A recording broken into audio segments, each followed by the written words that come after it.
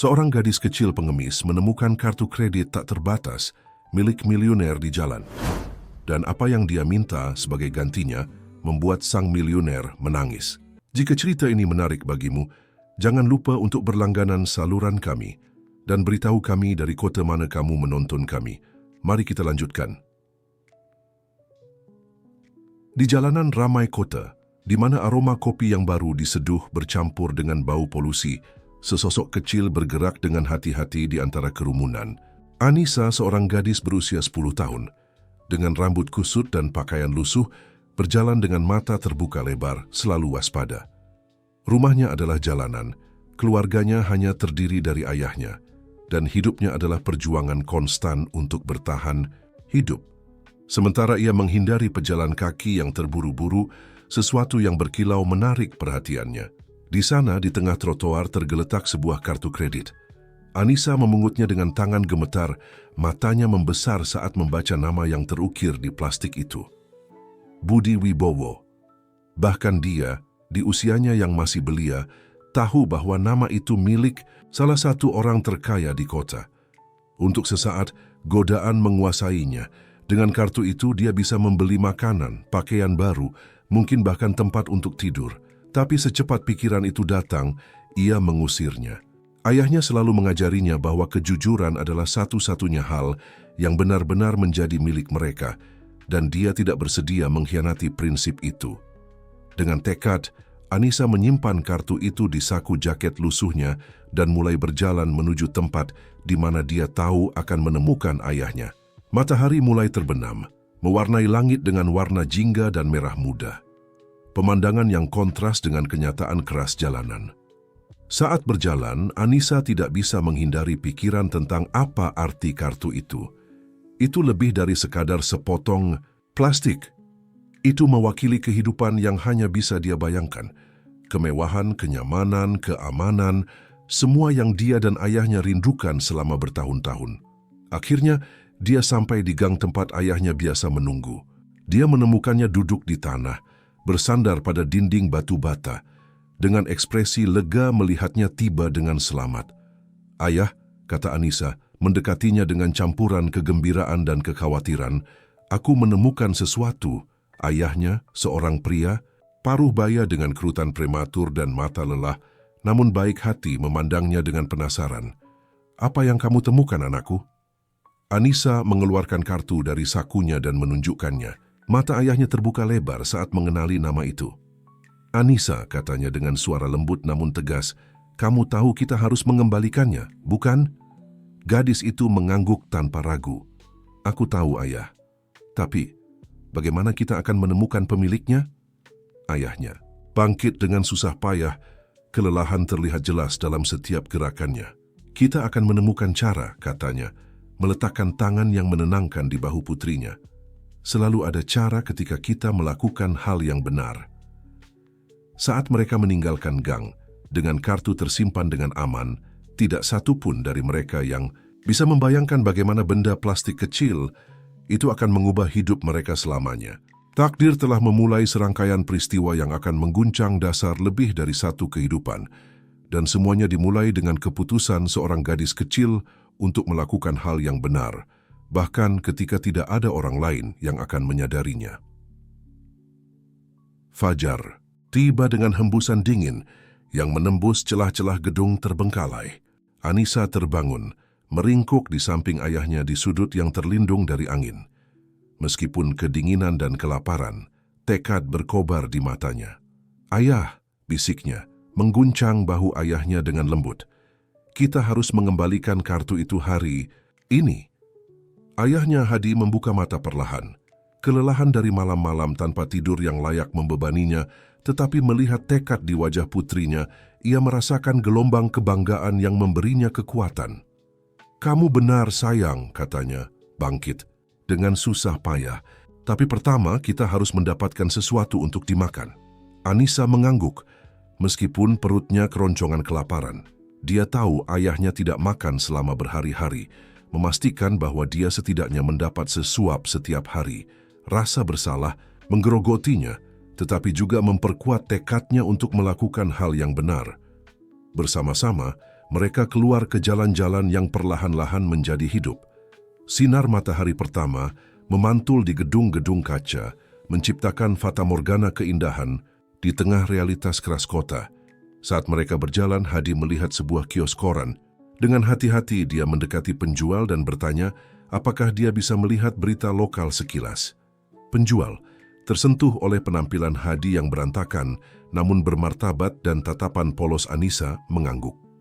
Di halaman depan, sebuah artikel menarik perhatiannya. Miliarder Budi Wibowo mengumumkan acara amal di pusat kota. Anissa, panggil Hadi putrinya, sepertinya kita tahu di mana bisa menemukan pemilik kartu. Gadis itu mendekat, matanya bersinar dengan campuran harapan dan gugup. Sungguh ayah, bagaimana kita akan melakukannya? Hadi menjelaskan artikelnya dan bersama-sama mereka menyusun rencana. Acara amal akan diadakan sore itu di hotel mewah di pusat kota. Itu adalah kesempatan mereka untuk mengembalikan kartu. Namun, seiring berjalannya hari, rasa lapar semakin intens. Anissa memperhatikan bagaimana ayahnya sedikit tersandung saat mereka berjalan, melemah karena kurangnya makanan. Ayah, katanya dengan suara gemetar, kita harus menggunakan kartu itu untuk membeli makanan, hanya sekali. Tidak ada yang akan tahu. Hadi berhenti, menatap putrinya dengan campuran pengertian dan ketegasan. Dia berlutut di depannya, mengabaikan rasa sakit di lututnya, dan mengambil tangan kecilnya. Anissa tersayang, dia mulai, suaranya lembut namun penuh keyakinan. Aku mengerti kamu lapar. Aku juga merasakannya. Tapi integritas kita, kejujuran kita, adalah satu-satunya hal yang benar-benar menjadi milik kita. Kita tidak bisa menjualnya bahkan untuk sepotong roti. Mata Anissa berkaca-kaca, tetapi dia mengangguk, memahami kedalaman kata-kata ayahnya. Selain itu, lanjut Hadi dengan senyum lelah, bayangkan kejutan di wajah Pak Budi ketika kita mengembalikan kartunya utuh. Ekspresi itu akan lebih berharga daripada makanan apapun. Anissa memeluk ayahnya erat-erat. Pada saat itu, di tengah jalan yang ramai, ayah dan anak berbagi momen cinta dan pemahaman yang tidak bisa dibeli dengan kekayaan apapun. Dengan tekad yang diperbaharui, mereka melanjutkan perjalanan ke hotel. Matahari sore jatuh di atas mereka, dan meskipun perut mereka kosong, hati mereka penuh dengan harapan dan martabat. Saat mereka mendekati bangunan hotel yang megah, Anissa menggenggam tangan ayahnya. Apapun yang terjadi, katanya dengan kedewasaan yang melampaui usianya, kita melakukan hal yang benar. Hadi mengangguk, campuran kebanggaan dan cinta memenuhi dadanya. Bersama-sama, ayah dan anak, mereka menuju ke pertemuan yang akan mengubah hidup mereka selamanya, tanpa tahu bahwa takdir telah menyiapkan kejutan, yang bahkan dalam mimpi terliar mereka pun tidak bisa mereka bayangkan. Hotel pesona berdiri megah di jantung kota, pintu kacanya memantulkan sinar matahari sore yang terakhir. Anissa dan Hadi berhenti di depan pintu masuk, merasa kecil dan tidak pada tempatnya di tengah kemewahan yang mengelilingi mereka. Siap anakku? Tanya Hadi, meremas lembut tangan putrinya. Anissa mengangguk, mengumpulkan semua keberaniannya. Bersama-sama mereka melewati pintu putar dan memasuki dunia yang seolah-olah berasal dari dongeng. Lobi hotel adalah pertunjukan kemewahan. Lampu kristal tergantung dari langit-langit, menyebarkan cahaya keemasan di atas marmer yang dipoles dan karpet Persia. Pebisnis dengan jas mahal dan wanita dengan perhiasan berkilauan berkeliaran di tempat itu, semuanya tampak tidak menyadari kehadiran dua pendatang baru. Hadi mendekati resepsionis, di mana seorang wanita muda dengan seragam rapi menatap mereka dengan campuran terkejut dan curiga. Maaf Nona, mulai Hadi dengan suara tegas namun hormat, kami mencari Pak Budi Wibowo. Kami memiliki sesuatu yang menjadi miliknya. Resepsionis melihat mereka dari atas ke bawah, jelas meragukan niat mereka. Maaf, tapi Pak Budi sedang dalam rapat pribadi. Saya tidak bisa mengganggu. Anissa merasakan frustrasi ayahnya yang semakin besar, melangkah maju. Tolong, katanya dengan suara lembut namun tegas. Ini sangat penting. Kami menemukan kartu kreditnya dan ingin mengembalikannya. Penyebutan kartu kredit menarik perhatian resepsionis yang memandang mereka dengan minat yang diperbaharui. Dia hendak menjawab ketika suara berwibawa bergema di belakang mereka. Apa yang terjadi di sini? Anissa dan Hadi berbalik untuk berhadapan langsung dengan seorang pemuda tinggi dan berpakaian rapi. Wajahnya meskipun tampan, menunjukkan ekspresi merendahkan dan superior. Adi Wibowo, pemuda itu memperkenalkan diri, menatap mereka dengan curiga. "Saya Putra Budi Wibowo, apa itu tentang kartu kredit?" Hadi menjaga ketenangan, menjelaskan situasinya. Saat dia berbicara, Anissa memperhatikan bagaimana ekspresi Adi berubah dari curiga menjadi tidak percaya dan kemudian menjadi permusuhan terbuka. "Apakah Anda berharap saya percaya cerita itu?" bentak Adi, suaranya penuh penghinaan. "Jelas sekali Anda mencoba menggunakan kartu itu dan melihat tidak berfungsi, memutuskan untuk mengembalikannya untuk menghindari masalah." Anissa merasakan air mata memenuhi matanya karena tuduhan yang tidak adil. "Itu tidak benar," serunya. "Kami tidak menggunakan kartu itu. Kami hanya ingin melakukan hal yang benar." Adi tertawa sinis. "Hal yang benar? Orang seperti kalian tidak tahu apa yang benar. Pasti kalian berencana menggunakannya dan sesuatu tidak beres. Siapa tahu berapa banyak kartu lain yang telah kalian curi?" Tuduhan itu sangat menyakitkan Anissa dan Hadi. Terlepas dari rasa lapar dan kelelahan, keduanya tetap teguh bermartabat dalam kejujuran mereka. "Anak muda," kata Hadi dengan suara tenang namun tegas, "saya memahami ketidakpercayaan Anda, tetapi saya jamin niat kami murni. Jika saya bisa berbicara dengan ayah Anda, ayah saya tidak punya waktu untuk penipu," sela Adi. Kemudian mengarah ke resepsionis, dia memerintahkan, "Panggil keamanan, kawal mereka keluar hotel dan pastikan mereka tidak masuk lagi." Hati Anissa tenggelam. Mereka telah datang sejauh ini. Mereka telah menahan lapar dan godaan hanya untuk diperlakukan seperti penjahat. Air mata mulai mengalir di pipinya, bukan karena takut atau malu, tetapi karena frustrasi atas ketidakadilan situasi. Hadi melihat rasa sakit di mata putrinya mengambil keputusan. Dengan gerakan cepat, dia mengeluarkan kartu kredit dari sakunya dan mengangkatnya tinggi. "Inilah kartunya," katanya dengan suara jelas dan kuat. "Utuh, tidak digunakan. Jika Anda tidak percaya kepada kami, periksa catatannya. Kami tidak menghabiskan 1 sen pun." Sikap itu mengejutkan Adi, yang untuk sesaat tampak ragu. Namun, harga dirinya lebih besar dari akal sehatnya. "Keamanan akan menangani itu," katanya, memberi isyarat kepada penjaga yang sudah mendekat. "Sementara itu, saya ingin 2 orang ini keluar dari pandangan saya." Saat penjaga mengawal mereka ke pintu keluar, Anissa menoleh ke belakang. Matanya bertemu dengan mata Adi. Dalam tatapan itu ada campuran rasa sakit, kekecewaan, dan mengejutkan belas kasihan. Untuk sesaat singkat, Adi tampak melihat melewati prasangkanya, menangkap secercah kebenaran di mata gadis itu. Tapi momen itu berlalu dengan cepat. Pintu hotel tertutup di belakang Anissa dan Hadi, meninggalkan mereka sekali lagi di jalan yang dingin, dengan hati yang berat tetapi nurani yang bersih. "Maafkan aku, Ayah," bisik Anissa, menyandarkan kepalanya di lengan ayahnya. "Mungkin kita seharusnya menggunakan kartu itu untuk makan sesuatu."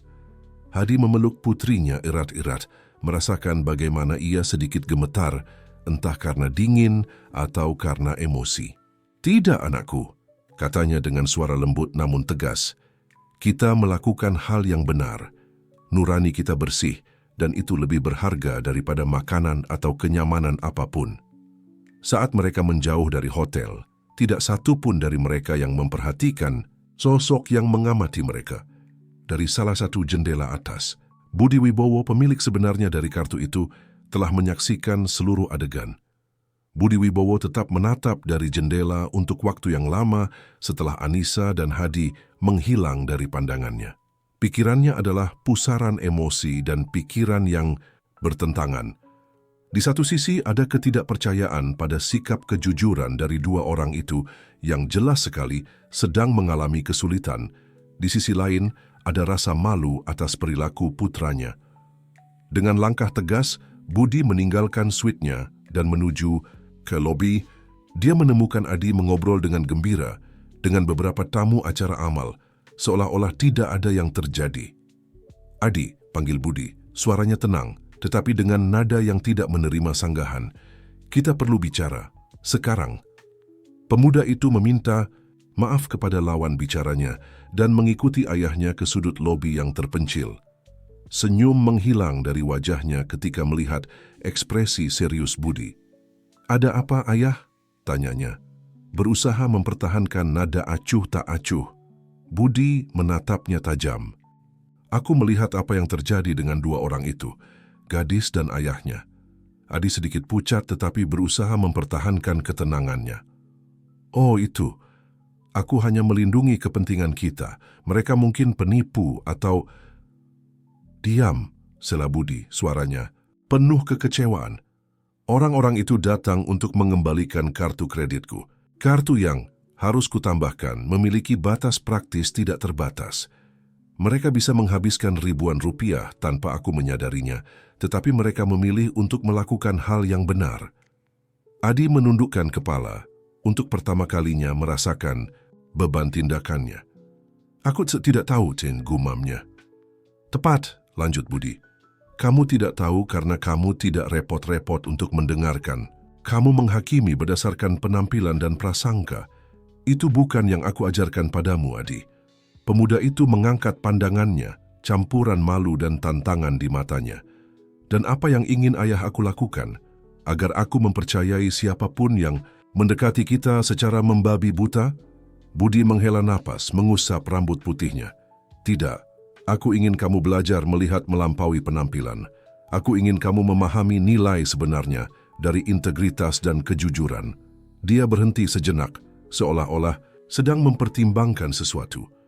"Dan aku rasa aku tahu bagaimana mencapainya." Adi menatap ayahnya dengan campuran ingin tahu dan khawatir. "Apa maksud ayah?"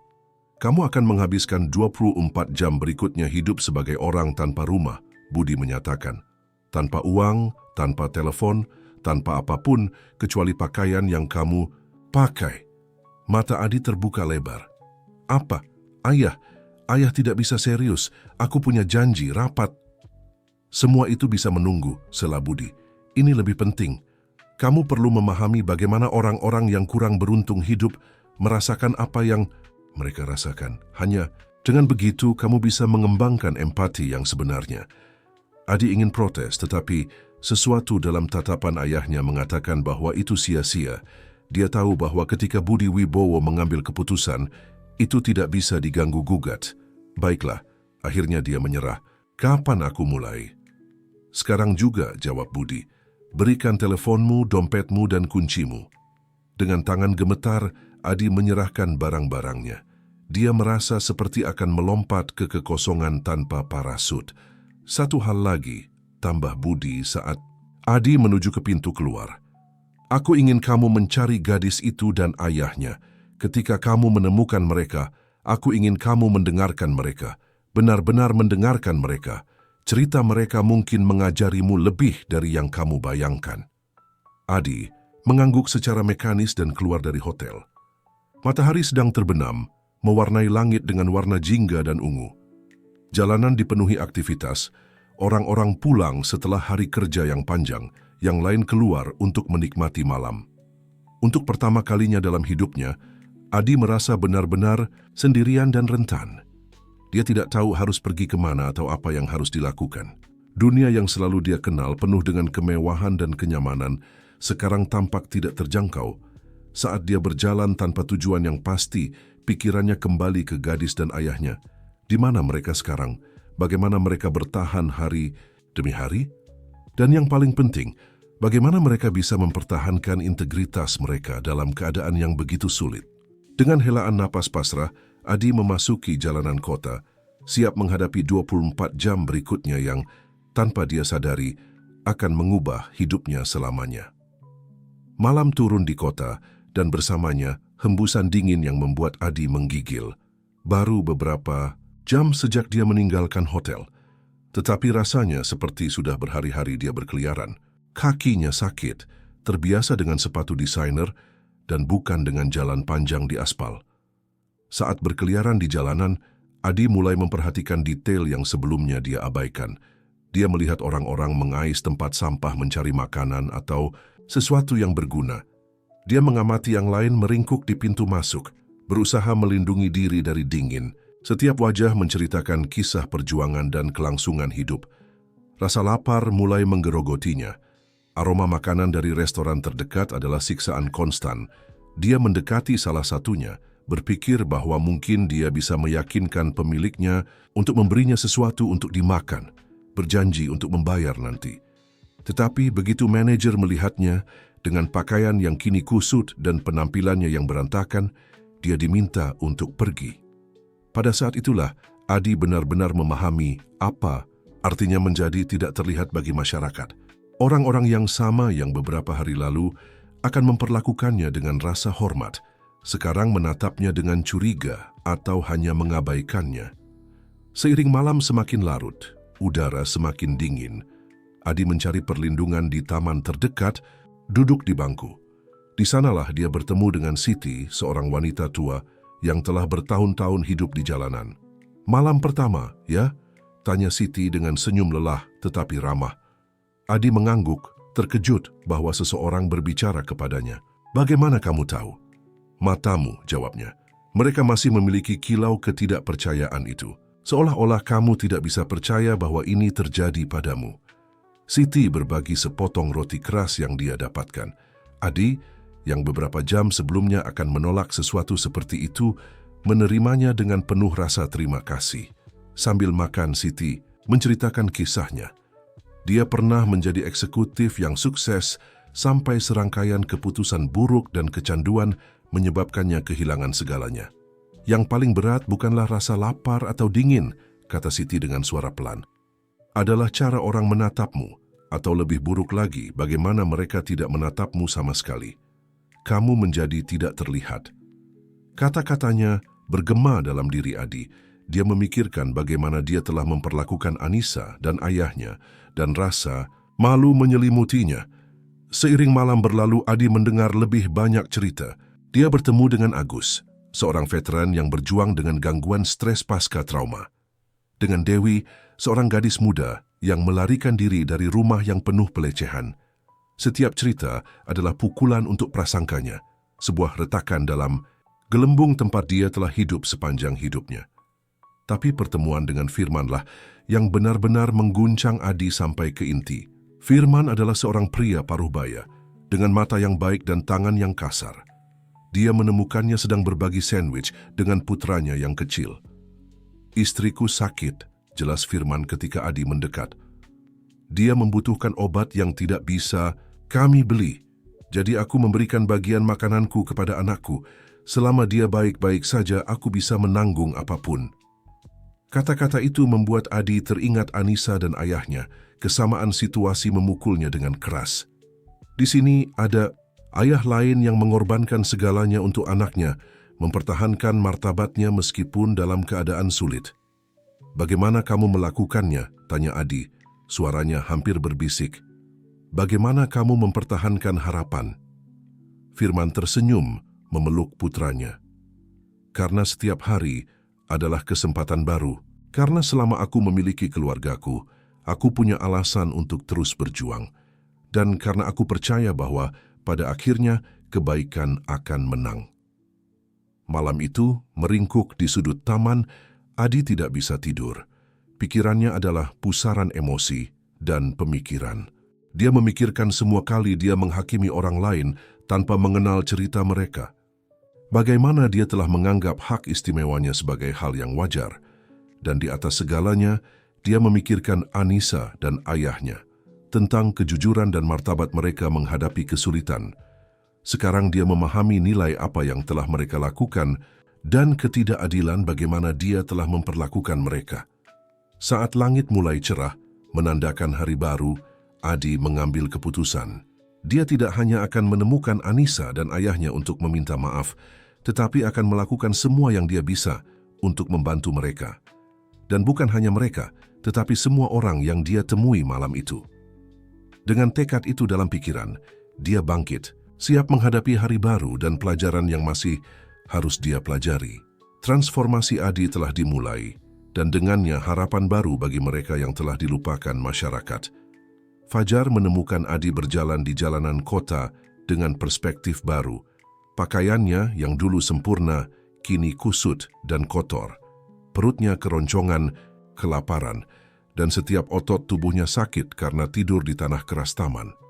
Namun, di matanya bersinar tekad yang tidak ada di sana hari sebelumnya. Saat menelusuri jalanan mencari Anissa dan ayahnya, Adi mulai melihat kota dengan mata lain. Etalase mewah yang dulu dia kagumi, sekarang tampak menjijikkan dalam kemewahannya. Orang-orang yang lewat terburu-buru mengabaikan mereka yang tidur di trotoar, mengingatkannya dengan menyakitkan pada dirinya sendiri baru sehari yang lalu. Dalam salah satu perjalanan ini, Adi mengalami pertemuan yang akan mengubah arah harinya. Di sudut, dia melihat seorang wanita muda berjuang membawa beberapa kantong belanjaan sambil mencoba mengendalikan dua anak kecil. Tanpa berpikir dua kali, Adi mendekati untuk membantu. "Izinkan saya," katanya, mengulurkan tangannya ke arah kantong-kantong itu. Wanita itu menatapnya dengan curiga pada awalnya, tetapi sesuatu dalam tatapan tulus Adi meyakinkannya. Dia menyerahkan beberapa kantong berterima kasih. Sambil berjalan, wanita itu yang memperkenalkan diri sebagai Ratna mulai berbicara. Dia menceritakan bahwa dia adalah ibu tunggal dan bekerja dua pekerjaan untuk menghidupi anak-anaknya. Setiap hari adalah perjuangan, tetapi dia tetap optimis demi kebaikan anak-anaknya. "Terkadang aku berpikir untuk menyerah," aku Ratna dengan suara bergetar. "Tapi kemudian aku melihat anak-anakku dan tahu bahwa aku harus terus maju. Mereka pantas mendapatkan masa depan yang lebih baik." Kata-katanya bergema dalam-dalam di hati Adi.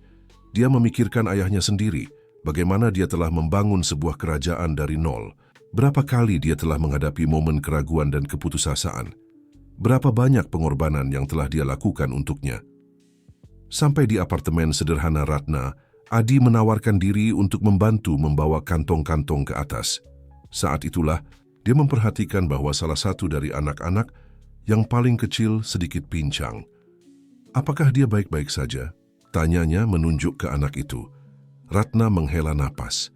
"Dia membutuhkan operasi," jelasnya, "tapi aku tidak mampu membiayainya. Setiap sen yang aku dapatkan digunakan untuk makanan dan sewa." Adi merasa seolah-olah dia telah dipukul di perut. Di sini adalah seorang ibu yang berjuang untuk memberikan yang terbaik bagi anak-anaknya, menghadapi tantangan yang bahkan tidak bisa dia bayangkan. Namun dia mempertahankan harapan dan martabat. Sebelum pergi, Adi bertanya apakah dia mengenal seorang gadis bernama Anissa dan ayahnya. Untuk kejutannya, Ratna mengangguk. "Aku melihat mereka di sekitar lingkungan ini," katanya. "Mereka orang baik. Tempo hari ayah Anissa berbagi potongan roti terakhirnya dengan anakku ketika kami tidak punya apapun untuk dimakan. Ada begitu banyak kebaikan dalam diri mereka, meskipun situasi mereka sulit." Kata-kata itu adalah tetes yang memenuhi gelas. Adi merasa air mata mengancam akan mengalir dari matanya. Kebaikan Anissa dan ayahnya, bahkan dalam keadaan paling sulit, sangat kontras dengan perilakunya sendiri yang egois. "Terima kasih, Ratna," kata Adi dengan suara tercekat. "Kamu telah membantuku lebih dari yang kamu bayangkan." Dia keluar dari apartemen dengan misi baru. Dia tidak hanya akan menemukan Anissa dan ayahnya untuk meminta maaf, tetapi akan melakukan semua yang dia bisa untuk membantu Ratna dan anak-anaknya juga. Jam berlalu sementara Adi menjelajahi jalanan, bertanya kepada setiap tunawisma yang dia temui, apakah mereka mengenal Anissa dan ayahnya. Banyak yang mengabaikannya, yang lain menatapnya dengan curiga, tetapi beberapa mengenali ketulusan di matanya, berusaha membantu. Hampir menjelang senja ketika dia akhirnya mendapatkan petunjuk. Seorang pria tua yang menjual koran di sudut memberitahunya bahwa dia telah melihat seorang gadis dan seorang pria yang cocok dengan deskripsi itu menuju ke sebuah gedung tua yang ditinggalkan di pinggiran kota. Dengan jantung berdebar kencang, Adi menuju ke sana. Matahari mulai terbenam, mewarnai langit dengan warna jingga dan ungu ketika dia tiba di bangunan yang dimaksud. Itu adalah struktur bobrok. dengan jendela pecah dan dinding yang ditutupi grafiti. Dengan hati-hati dia memasuki bangunan. "Halo?" panggilnya, suaranya bergema di ruang kosong. "Anissa? Pak Hadi?" Untuk sesaat hanya ada keheningan. Kemudian dia mendengar suara ringan dari salah satu ruangan di belakang. Dia mendekati perlahan dan di sana, meringkuk di sudut, dia melihat Anissa dan ayahnya. Hadi segera berdiri, menempatkan diri secara protektif di depan putrinya. Matanya terbuka dengan terkejut saat mengenali Adi. "Apa yang kamu lakukan di sini?" Tanyanya, suaranya campuran kebingungan dan ketidakpercayaan. Adi dengan jantung di tenggorokannya melangkah maju. Aku datang untuk meminta maaf," katanya, suaranya pecah. "Apa yang aku lakukan? Bagaimana aku memperlakukan kalian? Itu salah. Sangat salah." Anissa mengintip dari belakang ayahnya, mata besarnya penuh dengan rasa ingin tahu dan secercah harapan. Adi melanjutkan, kata-kata keluar tergesa-gesa. "Aku telah menghabiskan 24 jam terakhir di jalanan. Aku telah melihat dan mengalami hal-hal yang tidak pernah aku bayangkan, dan aku menyadari betapa salahnya aku tentang kalian, tentang semuanya." Hadi dan Anissa bertukar pandangan terkejut. "Mengapa kamu melakukan itu?" tanya Anissa, suaranya lembut namun tegas. Adi tersenyum sedih. "Karena aku perlu belajar pelajaran, dan benar-benar aku telah belajar." Dia menceritakan pengalamannya tentang orang-orang yang dia temui, tentang bagaimana perspektifnya telah berubah. Dengan setiap kata, Hadi dan Anissa dapat melihat transformasi dalam dirinya, kerendahan hati dan penyesalan tulus di matanya. "Apa yang kalian lakukan?" kata Adi, menatap langsung ke Anissa. "Mengembalikan kartu itu meskipun situasi kalian, itu luar biasa. Kalian memiliki integritas dan kekuatan lebih dari yang pernah aku miliki." Anissa tersentuh oleh ketulusan dalam suara Adi, melangkah maju. "Kita semua membuat kesalahan," katanya dengan kebijaksanaan melampaui usianya. "Yang penting adalah belajar darinya." Hadi, yang telah mengamati dalam diam, akhirnya berbicara. "Kami menghargai permintaan maafmu," katanya dengan suara tenang. "Tapi apa yang kamu pikirkan untuk dilakukan sekarang?" Adi menarik napas dalam-dalam. "Aku ingin membantu," tegasnya. "Bukan hanya kalian, tetapi semua orang yang aku temui dalam 24 jam ini. Aku telah hidup dalam gelembung hak istimewa sepanjang hidupku, dan sudah waktunya aku menggunakan hak istimewa itu untuk melakukan sesuatu yang baik." Hadi menatapnya tajam seolah-olah mengevaluasi ketulusan kata-katanya. Akhirnya dia mengangguk. "Ujian sebenarnya dari perubahanmu akan ada dalam tindakanmu, bukan dalam kata-katamu," katanya. "Aku tahu," jawab Adi, "dan aku siap untuk membuktikannya." Pada saat itu telepon Adi yang ayahnya kembalikan pagi itu mulai berdering. Itu Budi Wibowo.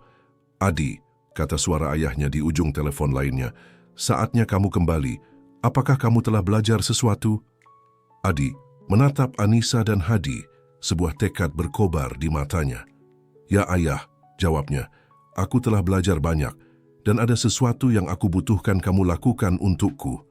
Sementara Adi menjelaskan rencananya kepada ayahnya, Anissa dan Hadi bertukar pandangan, penuh harapan. Mungkin saja tindakan kejujuran mereka telah memicu sesuatu yang jauh lebih besar dari yang pernah mereka bayangkan. Matahari naik di atas kota, memandikan jalan-jalan dengan cahaya keemasan yang tampak menandakan awal yang baru. Di ruang rapat Hotel Pesona, pertemuan yang tidak biasa akan segera dimulai. Budi Wibowo berpakaian rapi seperti biasa, menempati kepala meja. Di sebelah kanannya Adi, dengan lingkaran hitam di bawah mata tetapi dengan tatapan tekad yang ayahnya tidak pernah lihat sebelumnya.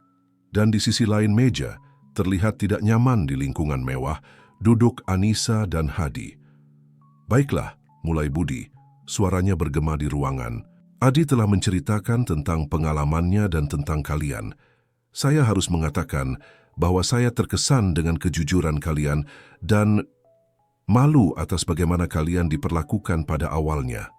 Hadi mengangguk, diam-diam berterima kasih atas pengakuan itu. Anissa di sisi lain memandang segalanya dengan mata besar dan penasaran. seolah-olah dia berada di dunia fantasi. "Ayah," sela Adi, mencondongkan tubuh ke depan. "Aku telah berjanji untuk membantu tidak hanya mereka tetapi semua orang yang aku temui selama waktuku di jalanan. Aku butuh dukunganmu untuk mewujudkannya." Budi menatap putranya dengan campuran bangga dan hati-hati. "Apa yang kamu pikirkan?" Adi menarik napas dalam-dalam dan mulai memaparkan rencananya. Dia berbicara tentang menciptakan program perumahan terjangkau, mendirikan pusat pelatihan kerja, menyediakan perawatan kesehatan gratis bagi mereka yang tidak mampu membayar. Dengan setiap kata, hasrat dan keyakinannya tumbuh. "Dan aku ingin Pak Hadi dan Anissa menjadi bagian integral dari proyek ini," Adi menyimpulkan.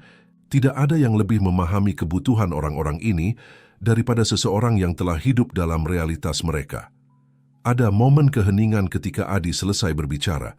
Hadi tampak terpana, sementara mata Anissa bersinar dengan kegembiraan.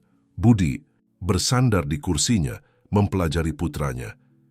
"Ini adalah rencana yang ambisius," katanya akhirnya, "dan mahal." "Aku tahu," jawab Adi tanpa ragu. "Tapi kita memiliki sumber daya untuk mewujudkannya. Dan lebih penting lagi, itu adalah hal yang benar."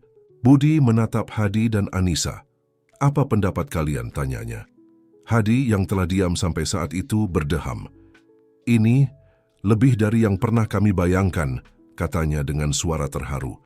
"Tapi jika kalian benar-benar bisa melakukan ini, itu akan mengubah hidup begitu banyak orang." Anissa tidak mampu menahan kegembiraannya menimpali. "Kita bisa membantu Ratna dan anak-anaknya, dan Siti dan Firman dan semua orang lainnya." Budi tersenyum melihat antusiasme gadis itu. Kemudian dia mengalihkan perhatiannya kembali ke Adi. "Kamu telah berubah, nak," katanya lembut. "Aku melihat dalam dirimu kedewasaan dan belas kasihan yang tidak ada di sana sebelumnya." Adi mengangguk, merasakan beban kata-kata ayahnya. "Aku telah belajar banyak dalam waktu singkat," akunya. "Dan aku ingin terus belajar, terus berkembang." Budi berdiri. Keputusannya telah diambil. "Baiklah," nyatanya. "Kita akan melakukan ini. Tapi dengan satu syarat." Semua orang di ruangan menahan napas. "Aku ingin kamu, Adi, memimpin proyek ini," kata Budi.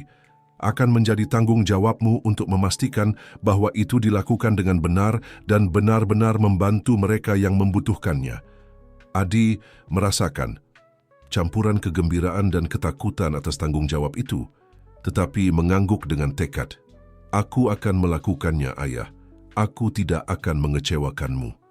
Anissa tidak mampu menahan kegembiraannya, melompat dari kursinya dan memeluk Adi. "Terima kasih," serunya. Hadi dengan air mata di matanya menjabat tangan Budi. "Aku tidak tahu bagaimana berterima kasih kepada kalian," katanya dengan suara bergetar. Budi tersenyum. "Jangan berterima kasih kepada kami dulu," jawabnya. "Kita memiliki banyak pekerjaan di depan." Dan begitulah, di ruang rapat itu lahir sebuah proyek yang akan mengubah tidak hanya kehidupan Anissa dan Hadi, tetapi kehidupan ratusan orang di kota. Itu adalah awal dari perjalanan penebusan bagi Adi, perjalanan harapan bagi mereka yang telah kehilangan iman dalam kemanusiaan. Sementara kelompok mulai mendiskusikan detail rencana, Anissa melihat keluar jendela ke arah kota yang membentang di luar. Untuk pertama kalinya dalam waktu yang lama, dia melihat masa depan yang cerah, tidak hanya untuk dia dan ayahnya, tetapi untuk semua orang yang, seperti mereka, telah berjuang dalam bayangan masyarakat.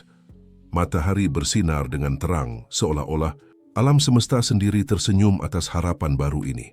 Dan di hati semua yang hadir, secercah iman dalam kebaikan manusia menyala, berjanji untuk menerangi bahkan sudut-sudut tergelap kota.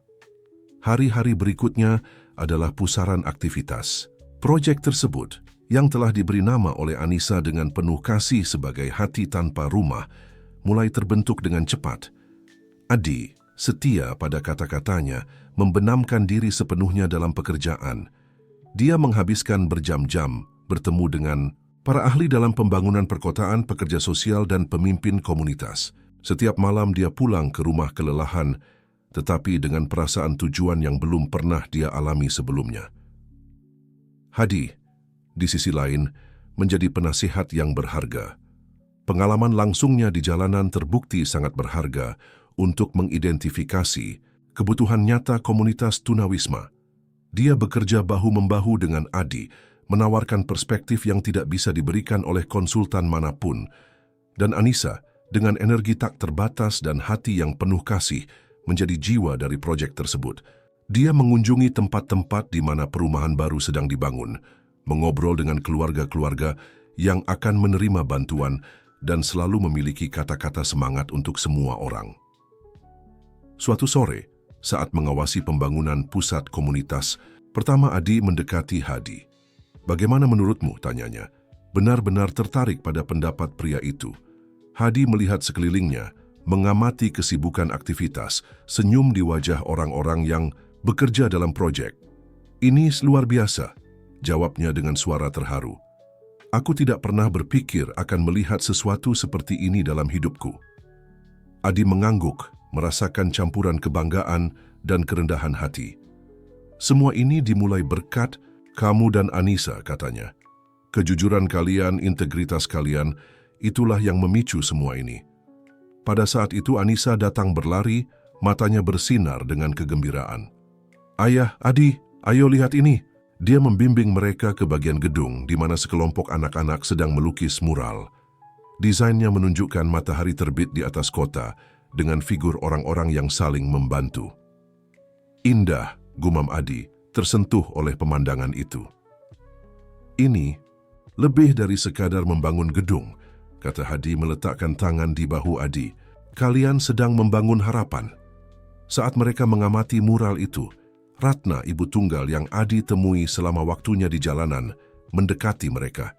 Dia mengenakan seragam perawat dan senyum berseri-seri di wajahnya. "Aku ingin berterima kasih kepada kalian," katanya, dengan air mata kebahagiaan di matanya.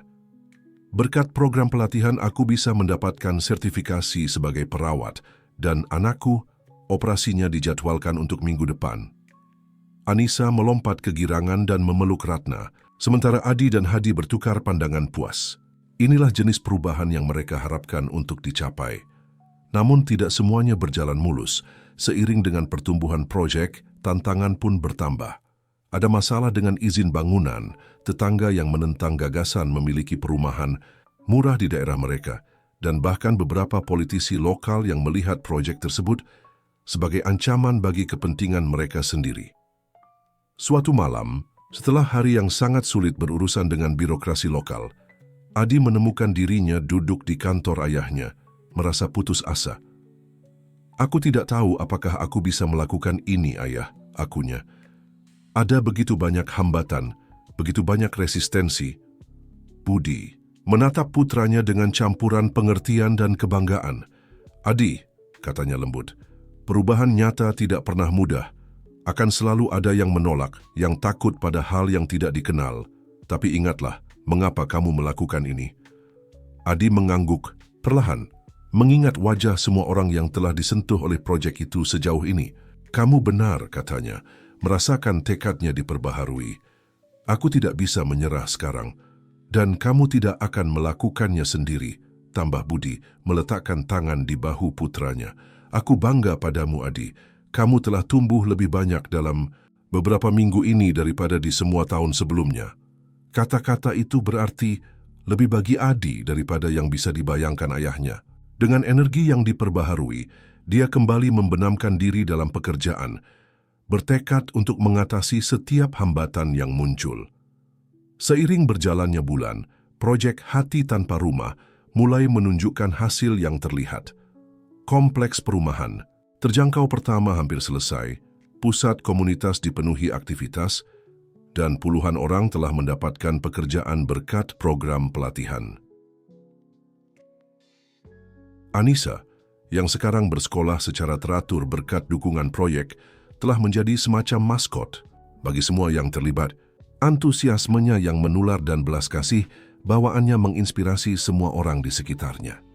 Suatu sore, saat Anissa membantu mengorganisir bursa kerja di pusat komunitas, dia melihat seorang pria tua duduk sendirian di sudut, tampak murung.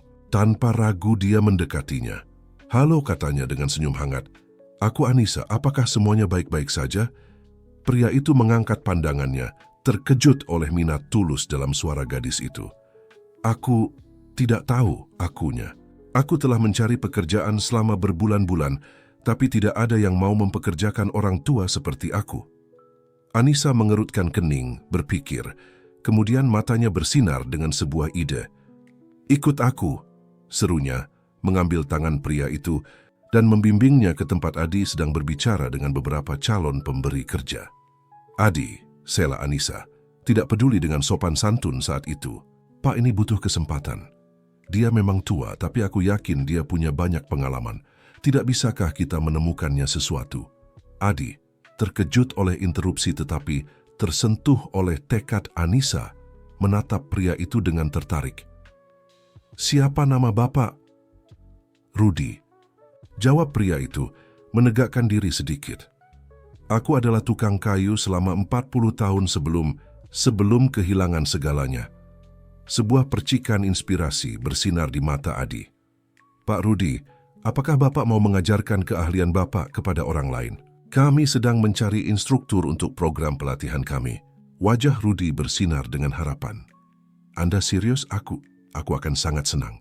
Dan begitulah, berkat intervensi Anissa, satu lagi kehidupan berubah.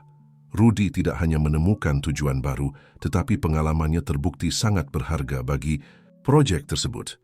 Namun tidak semua tantangan bisa diselesaikan dengan mudah. Suatu pagi, Hadi datang ke kantor Adi dengan berita yang mengkhawatirkan. Ada coretan grafiti di perumahan baru, katanya, menunjukkan foto di teleponnya. Pesan-pesan kebencian mengatakan bahwa mereka tidak ingin gelandangan di lingkungan mereka. Adi merasakan kemarahan dan frustrasi menyelimutinya. Mereka telah bekerja begitu keras, dan inikah respon masyarakat? Tetapi sebelum dia bisa bereaksi, Anissa yang telah mendengarkan ikut campur. "Bagaimana jika kita mengadakan hari melukis komunitas?" sarannya. "Kita bisa mengundang semua tetangga yang baru dan yang lama untuk melukis bersama di atas pesan-pesan jelek itu. Dengan begitu, mereka bisa saling mengenal dan melihat bahwa kita semua sama." Adi dan Hadi saling memandang, sekali lagi terkagum oleh kebijaksanaan gadis itu. "Itu brilian," kata Adi. "Ide Anissa sukses besar." Hari melukis berubah menjadi pesta komunitas besar, dengan musik, makanan, dan yang terpenting percakapan. Tetangga yang sebelumnya saling menatap dengan curiga sekarang berbagi cerita dan tawa sambil melukis bersama.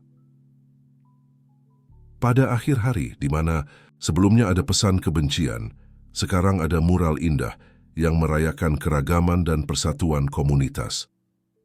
Malam itu, saat Adi berkendara pulang, dia merenungkan betapa hidupnya telah berubah dalam waktu yang sangat singkat.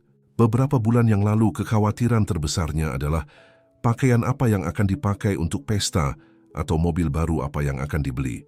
Sekarang, dia merasa benar-benar hidup, terhubung dengan tujuan yang lebih besar dari dirinya sendiri. Dia memikirkan Anissa dan Hadi, bagaimana sebuah tindakan kejujuran sederhana telah memicu semua ini. Dia memikirkan ayahnya, yang dukungan dan bimbingannya telah sangat berharga, dan dia memikirkan semua kehidupan yang sedang berubah satu persatu. Saat memasuki tempat parkir gedungnya, Adi mengambil keputusan. Besok dia akan berbicara dengan ayahnya. Saatnya untuk memperluas proyek ini, membawanya melampaui kota ini. Ada begitu banyak yang harus dilakukan, begitu banyak kehidupan yang harus disentuh. Dengan senyum di wajah dan hati penuh tekad, Adi menuju ke apartemennya. Jalan di depan akan penuh tantangan, tetapi untuk pertama kalinya dalam hidupnya, dia merasa benar-benar siap untuk menghadapinya. Proyek Hati Tanpa Rumah telah tumbuh melampaui harapan semua orang. Apa yang dimulai sebagai inisiatif lokal telah menjadi model nasional perubahan sosial. Adi, Hadi, dan Anissa sering bepergian, berbagi pengalaman mereka, dan membantu kota-kota lain menerapkan program serupa. Namun, takdir masih menyiapkan satu kejutan lagi untuk keluarga luar biasa ini. Suatu sore, saat Adi sedang meninjau beberapa dokumen di kantornya, dia menerima panggilan tak terduga Itu adalah seorang detektif swasta yang telah dipekerjakan oleh Budi Wibowo beberapa bulan sebelumnya. "Pak, Adi," kata suara di ujung telepon lainnya. "Kami telah menemukan informasi tentang orang tua biologis Anissa." Adi terkesiap. Ketika mereka mulai bekerja sama dengan Hadi dan Anissa, Budi telah diam-diam memulai pencarian asal-usul gadis itu, berharap dapat menyatukannya kembali dengan keluarga jika ada. "Apa yang kalian temukan?" tanya Adi, jantungnya berdebar dengan cepat.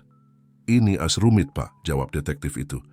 "Saya pikir lebih baik Anda datang ke kantor saya dan bawa Pak Hadi dan Anissa." Beberapa jam kemudian, Adi, Hadi, dan Anissa duduk di kantor detektif, menunggu dengan campuran kecemasan dan rasa ingin tahu. "Apa yang akan saya katakan mungkin sulit untuk dicerna," mulai detektif itu, memandang terutama ke Hadi. "Kami telah mengkonfirmasi bahwa Anissa adalah pada kenyataannya putri biologis Hadi." Keheningan terkejut memenuhi ruangan. Anissa menatap Hadi dengan mata terbuka lebar, sementara dia tampak seperti telah disambar petir. "Tapi, bagaimana?" berhasil Hadi mengucapkan. Detektif itu menjelaskan bahwa 11 tahun yang lalu Hadi telah menikah sebentar dengan seorang wanita bernama Maya.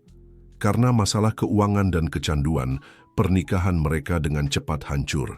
Maya telah meninggalkan Hadi tanpa memberitahunya bahwa dia sedang hamil. Maya melahirkan Anissa dan meninggalkannya di panti asuhan, lanjut detektif itu. Hadi pada saat itu telah berada di titik terendah karena depresi dan alkoholisme.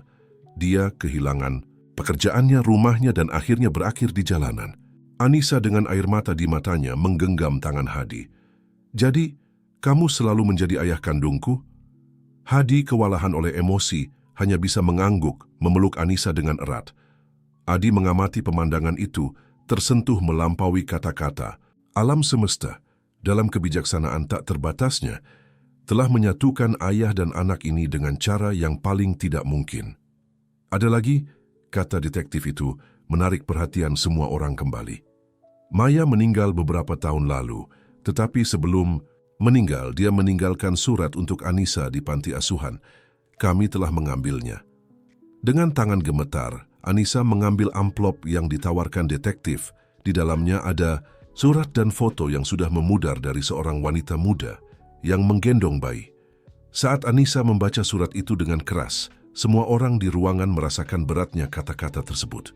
Maya mengungkapkan penyesalannya yang mendalam karena telah meninggalkan putrinya, menjelaskan keadaan yang membawanya untuk mengambil keputusan itu, dan mengungkapkan harapannya bahwa Anissa akan menemukan cinta dan kebahagiaan yang tidak bisa dia berikan. "Kamu akan selalu menjadi keajaiban kecilku," baca Anissa, suaranya pecah dengan emosi.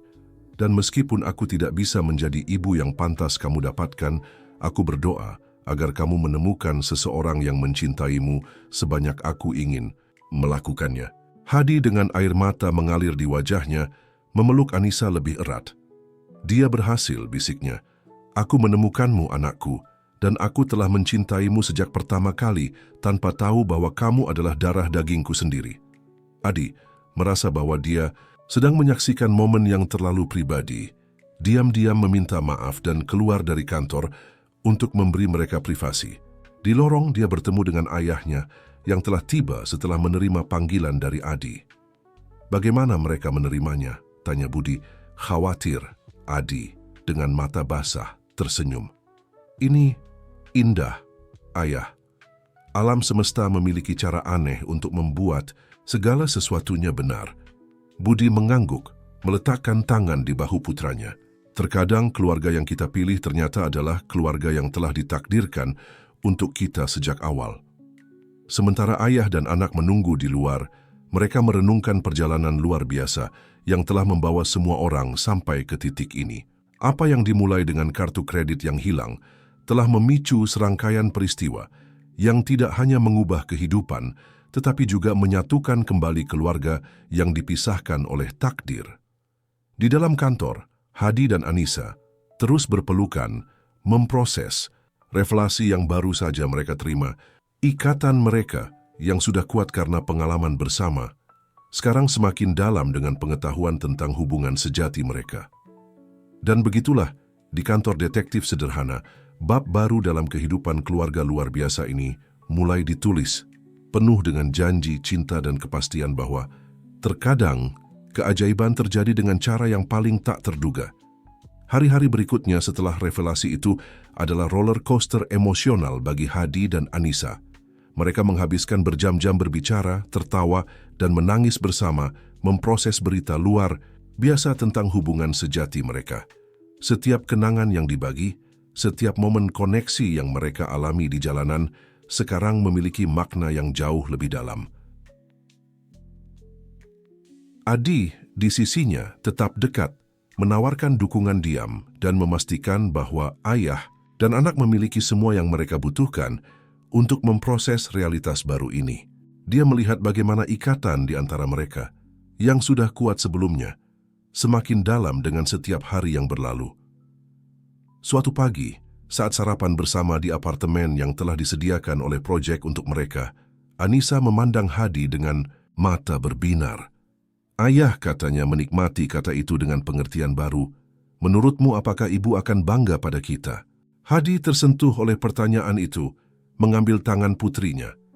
"Aku yakin dia akan bangga, anakku. Kamu telah tumbuh menjadi seseorang yang luar biasa, penuh kasih dan kuat, dan bersama-sama kita telah membantu mengubah kehidupan banyak orang." Anissa tersenyum, tetapi kemudian ekspresinya menjadi merenung.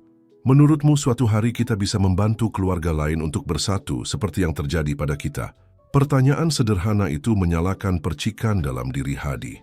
Sore itu juga, dia bertemu dengan Adi untuk mendiskusikan ide baru untuk proyek Hati Tanpa Rumah. "Aku ingin memulai program reunifikasi keluarga," jelas Hadi dengan antusias. "Ada begitu banyak keluarga yang terpisah karena kemiskinan, kecanduan, atau keadaan.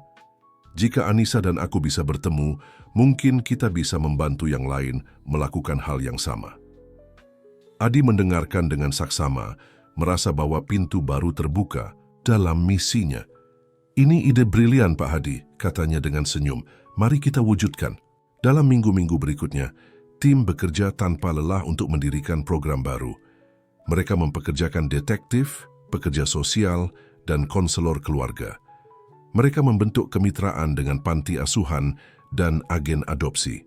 Sedikit demi sedikit, program Ikatan yang Hilang mulai terbentuk. Pada hari peluncuran resmi program, pusat komunitas penuh dengan orang, keluarga yang penuh harap, pekerja sosial, dan media berkumpul untuk mendengar tentang inisiatif baru ini. Anissa mengenakan gaun biru yang indah, naik ke podium bersama ayahnya.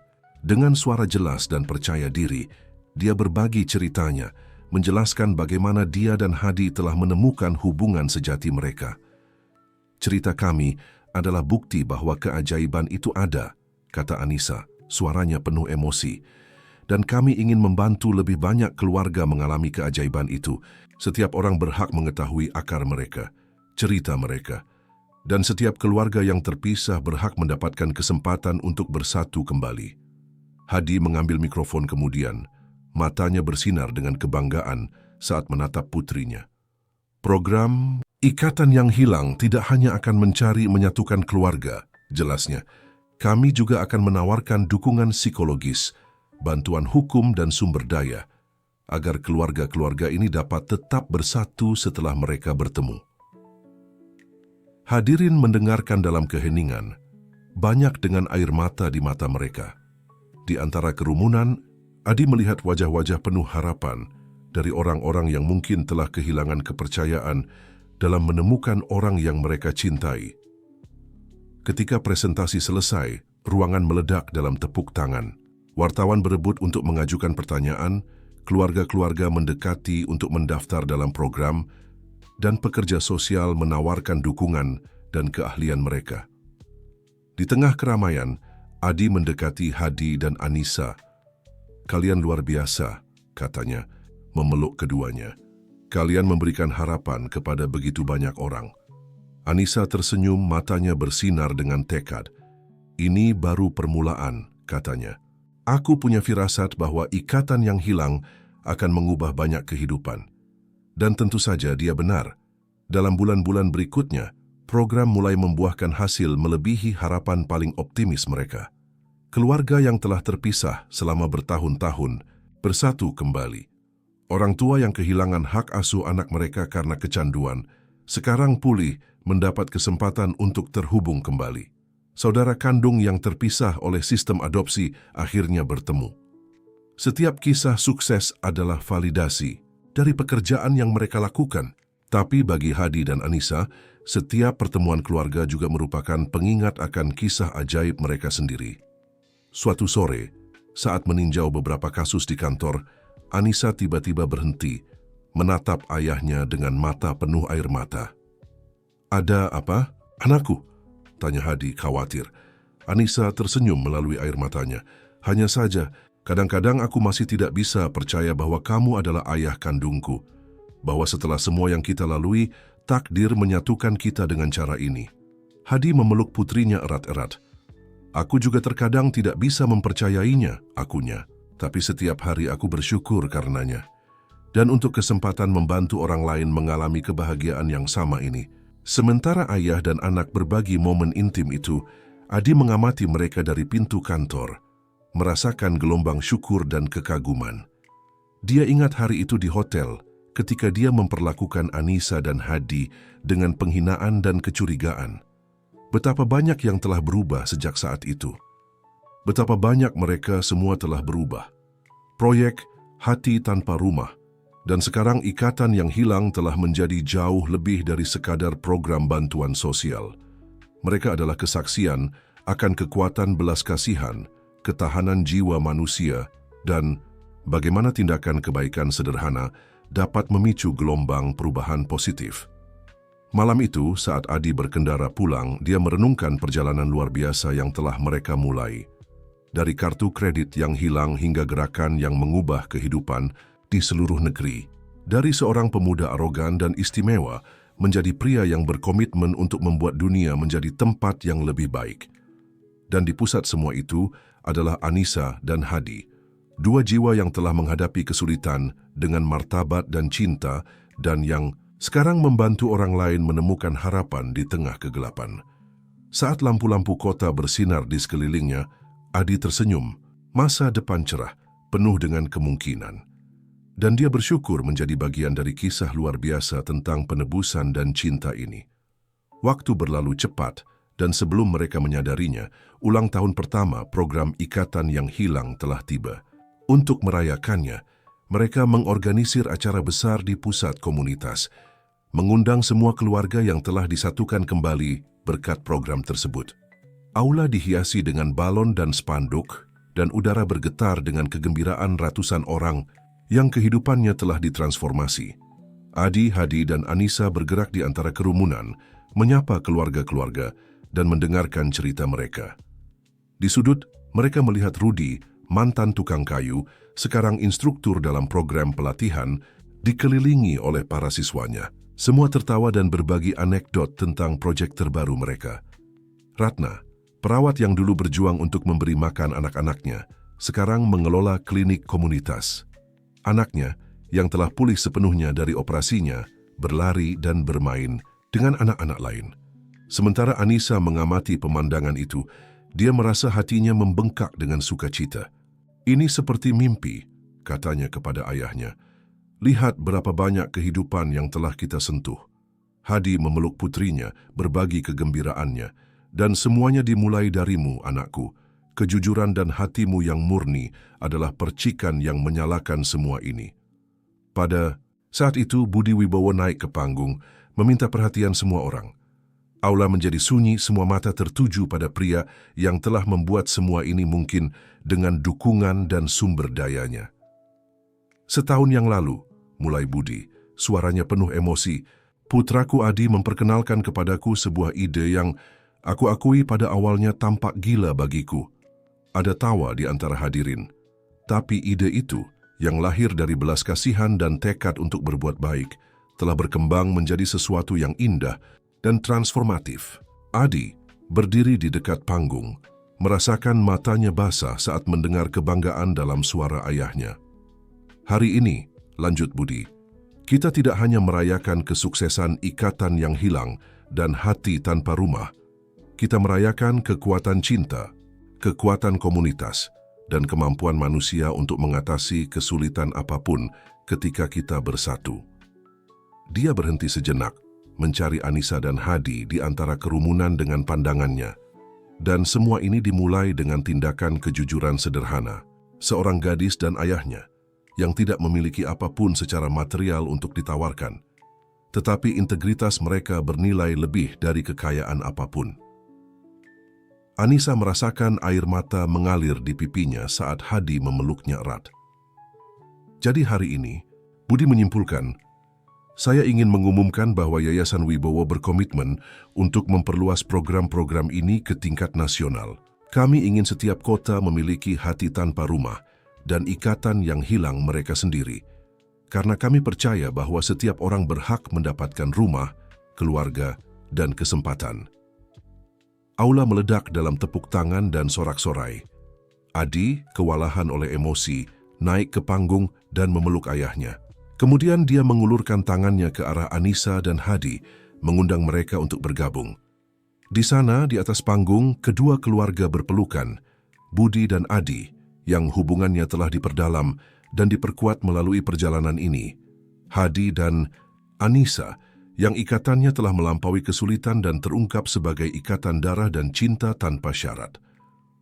Sementara hadirin bertepuk tangan, Anissa melihat sekelilingnya ke semua wajah yang tersenyum dan penuh harapan. Dia ingat hari itu, tampaknya seabad yang lalu, ketika dia menemukan kartu kredit di jalan. Dia tidak pernah bisa membayangkan bahwa tindakan kejujuran kecil itu akan memicu semua ini. Terima kasih, bisiknya, meskipun tidak ada yang bisa mendengarnya di atas kebisingan perayaan. Dia berterima kasih kepada alam semesta, takdir, kekuatan apapun yang telah mengorkestrasi rangkaian kejadian luar biasa ini. Malam itu, saat pesta berlanjut, dengan musik, tarian, dan kebahagiaan ratusan keluarga yang telah bersatu kembali, Anissa menyadari bahwa perjalanannya baru saja dimulai. Masih ada begitu banyak yang harus dilakukan, begitu banyak kehidupan yang harus disentuh. Tetapi saat dia memandang ayahnya, Adi, dan Budi, dia tahu bahwa bersama-sama mereka bisa mencapai apapun, karena cinta, belas kasihan, dan integritas adalah kekuatan yang lebih kuat daripada kesulitan apapun. Dan begitulah, di tengah perayaan Anissa membuat janji diam-diam. Dia akan terus berjuang, terus membantu, terus mencintai. Karena sekarang dia tahu bahwa bahkan tindakan terkecil pun dapat memicu gelombang perubahan yang mengubah dunia. Kisah Anissa yang dimulai di jalanan dingin kota yang acuh tak acuh, kini meluas, menyentuh kehidupan di seluruh negeri, dan dalam setiap kehidupan yang berubah, dalam setiap keluarga yang bersatu kembali, dalam setiap hati yang penuh harapan, warisannya akan hidup selamanya. Sementara lampu bersinar dan musik mengalun, Anissa menutup mata dan tersenyum. Masa depan cerah, penuh dengan kemungkinan tak terbatas, dan dia siap menghadapinya dengan cinta di hatinya dan tekad dalam semangatnya.